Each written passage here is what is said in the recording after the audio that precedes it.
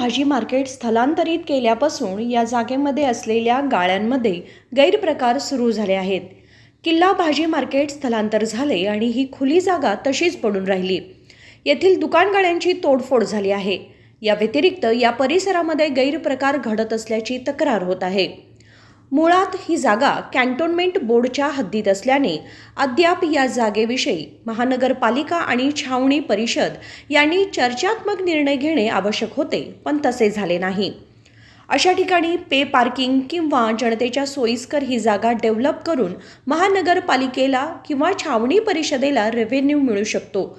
असे असतानाही दोन्ही विभाग गप्प का आहेत, असा सवाल नागरिकातून केला जातोय.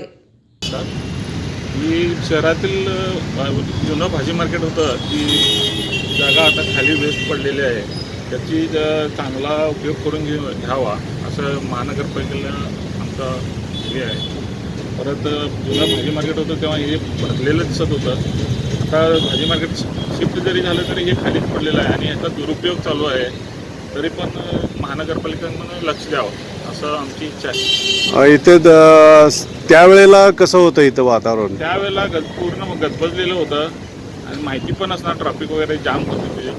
तरी पण आता सगळं व्यवस्थित आहे, पण आता चांगला उपयोग करून घ्यावा असं आमची इच्छा आहे. जागा उपयोगात आणावी, जागा उपयोगात आणावी महानगरपालिकेने. पार्किंग वगैरे किंवा काहीतरी चांगलं असं पार्किंग व्यवस्था वगैरे करावी. फार दुरुपयोग चालू आहे तिथं असं खाली पडलेला असेल.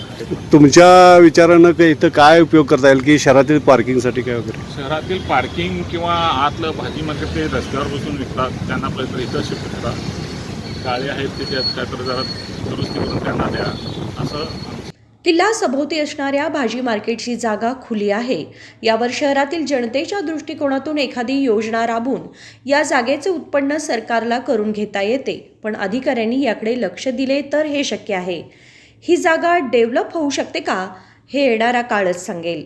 महादेव पवार, KMM मराठी, बेळगाव.